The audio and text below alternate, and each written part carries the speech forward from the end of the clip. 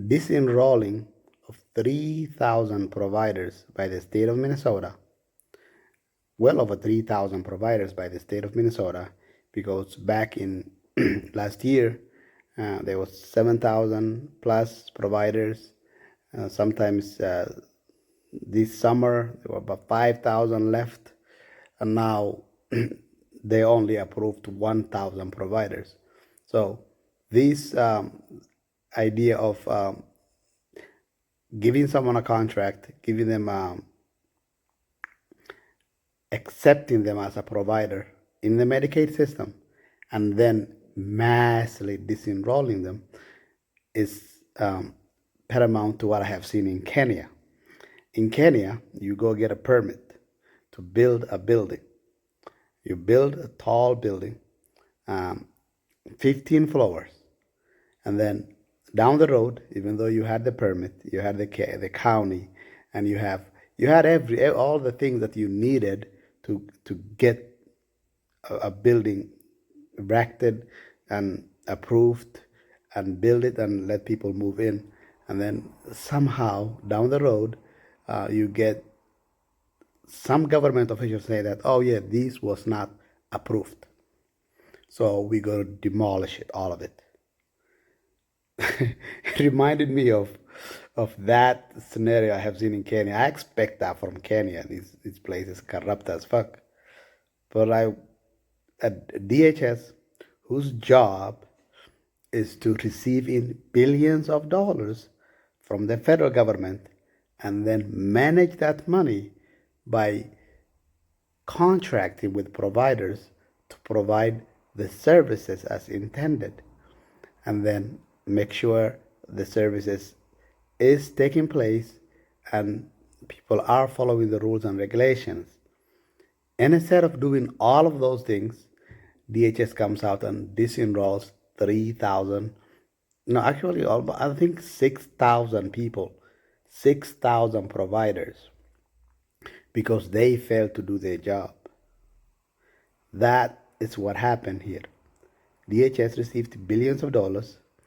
I am a consultant, right? I am familiar with many states' processes.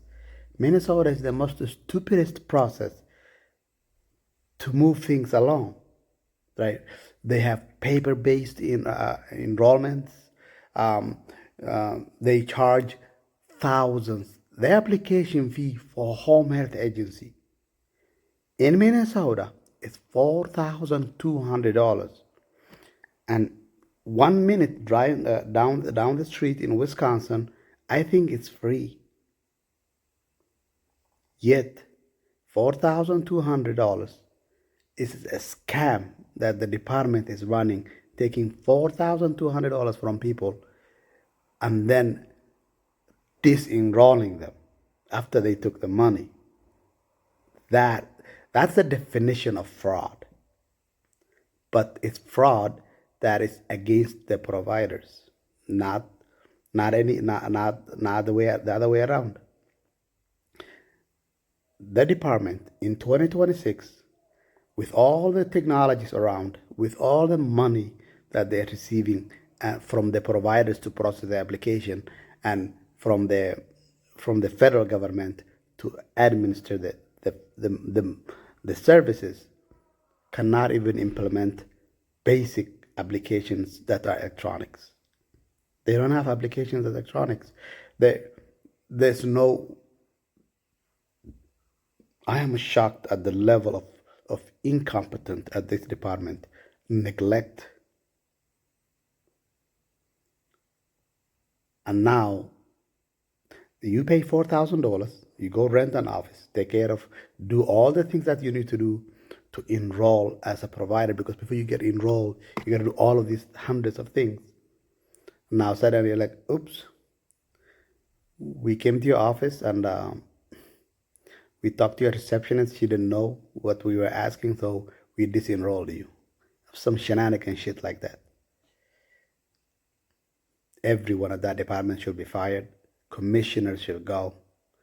This is not how you run a business. This is a business, and the way the department is run is not how you run a business. This is bullshit.